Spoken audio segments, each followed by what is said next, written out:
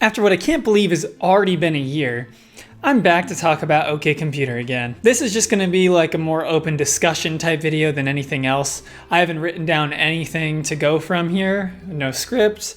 All I have is the list in order in which I rank these tracks, because I thought it'd be interesting to come back and give you guys my thoughts a year later on a video that kind of blew up on my channel and that really started a new trend going towards reactions and away from writing some original music. So we're gonna go from worst to best, and keep in mind, I really like all the songs on this album, bar probably one, which we'll get to, but this isn't gonna be like a review per se, it's kind of more of an appreciation than anything, and I kind of like ranking stuff. That's just a thing that I've always enjoyed doing. So we're gonna try to do that here.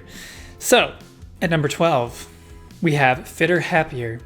Now, the first time I heard this, I would have rated it much lower than what I would rate it now. I'd probably give it something like a 6 out of 10, which is by far the lowest on the album, if that gives you any hint of the rankings that I would probably give these songs. Like I said, the first time, I was kind of negative on this song. It was definitely weird and something I didn't expect, but I've listened to it again. I've listened to this album and the specific songs in the albums like dozens of times, but the whole album together I've listened to a couple times since, and I think that it actually does a pretty good job of building up the atmosphere of the album.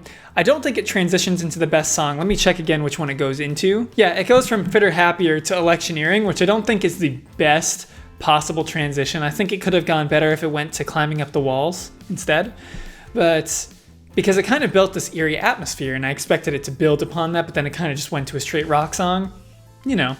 But the song itself actually does a good job of setting up that atmosphere. Next, surprisingly, you will notice there are some changed opinions here, would be Electioneering. So when I first listened to the album, Electioneering was a great song. It was a break from the, I don't want to say monotony, but from the sameness of some of the other songs. And it broke it out into high energy, craziness, fun, just ecstatic rock. However, it doesn't exactly fit with the album. The more I've listened to it, it kind of stands out like a sore thumb.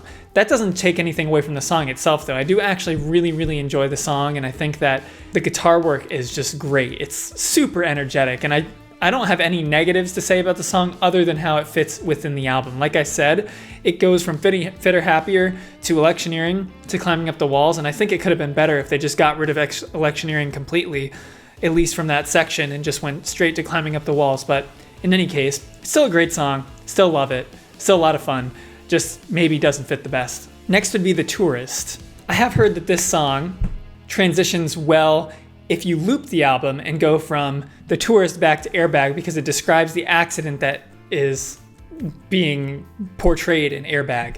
So I think that's a really cool concept, which brings the song up a bit for me. But the thing that really does it for me in the song is definitely the chorus. I can't get enough of it. I always want to go back to that part. The verses are good to okay, but the chorus is just perfect. I love it. Next would be Karma Police, which I do think is as far as Radiohead standards, a kind of basic song. And I'm really surprised that it's a song that like has risen throughout the ranks and just made it to be this top tier song in Radiohead's discography, because I think it's very good. Don't get me wrong. It's still a fantastic song on a great album, but I think that there are other songs here that just provide more. It's a great song to capture the attention of the audience because it's kind of a more accessible song, and I definitely give it credit for having those qualities, but it's not my favorite on here by any means. I still absolutely love it. Next would be a song that has climbed up quite a bit since I first listened, which would be Let Down, which I probably would have had as one of the 2 or 3 worst songs on here, but since it has grown quite a bit, I really like how it builds throughout the song and how like the shimmering guitars kind of play off of each other in kind of a syncopated way. It doesn't go perfectly in lockstep with this 4 on the floor beat that is kind of going throughout most of the song. I just think it's really enjoyable, and it's clearly an inspiration for some songs like I Caught Myself by Paramore, which when I think of it in context of what it inspired, a lot of indie songs, a lot of, rock songs down the line, I think it has more historical context that gives it more credit, which I really like. I will say I was a bit let down by Let Down at the beginning, but I am no longer. Another song that has grown on me a ton is Airbag. That song probably rubbed me the wrong way because I had never heard anything like it.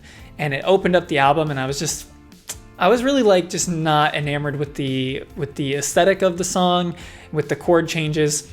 However, the more I've listened to it, I've noticed so many details like in the bass line, and it's a really great song. And I'm actually sorry, guys, that I didn't love it the first time I heard it. And that's probably the source of a lot of dislikes on that video, is just because I didn't appreciate some of the songs that I think are songs that grow on you over time. But that's kind of one of the problems, like I've said, with reactions, is you only get that one chance. And if you don't love it on that try, then you just got it wrong in the video.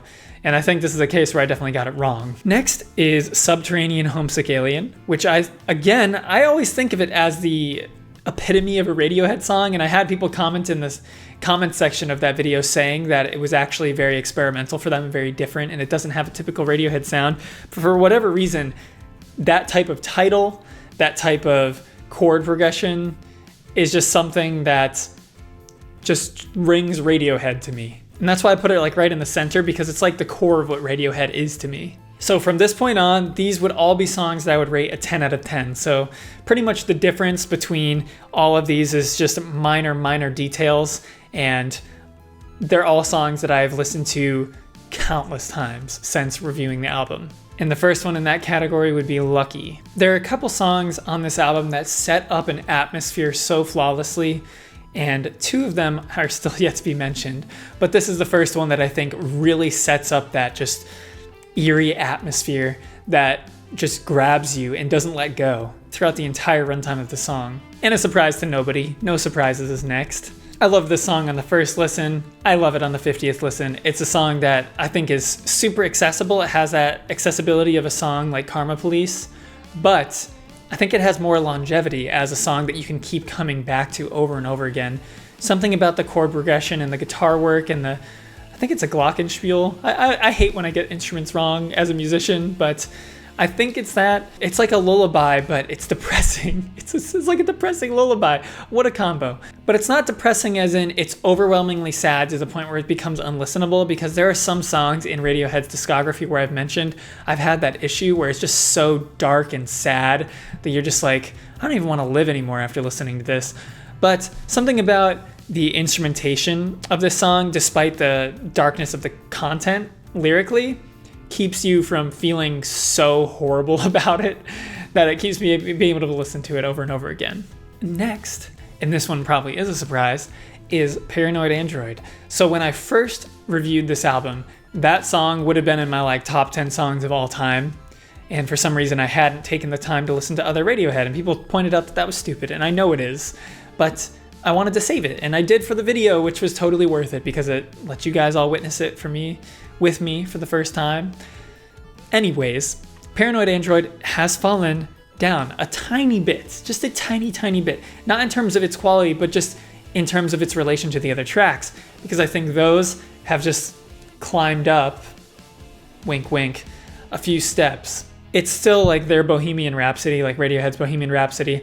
It still has hundreds of moving parts, a different section every minute. It's just absolutely musical genius. And like I said, the difference between these songs is razor thin. So separating these was so difficult, but Paranoid Android had to fall at third. Now we've reached the top two. What's it gonna be? Number 2 is Climbing Up the Walls. Now I didn't come back to this song for probably a month after the reaction.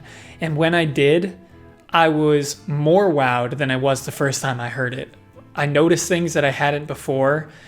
And this is one of the other songs where I said the eerie atmosphere that just doesn't let go. This one is the epitome of that, because this song is dark. This song is creepy. It is heavy. It's raw. It is exactly what I didn't think I needed from Radiohead. And the scream at the end is what sold it, to put it above Paranoid Android. And the last song, number 1, my favorite song in OK Computer, and one of my favorite Radiohead songs of all time, has to be Exit Music for a Film. Now, I don't think I even put this one in the video because I had heard it a few times beforehand, but I really wish I did, because this song has grown on me to become one of my favorite songs of all time, actually. Again, with the eerie atmosphere, but this time it does it with an acoustic guitar and the fuzziest freaking bass you've ever seen. When this song hits its crescendo, you just it's so undeniable. Like, yes, I love you. I want to see what you guys would rank these songs as down in the comments below, and let me know if you'd like me to do this with other albums. Thank you so much for watching. Have a great day. Sorry this was a little less funny. I'll throw in a joke. Muse fans, I don't know. What am I saying? Bye.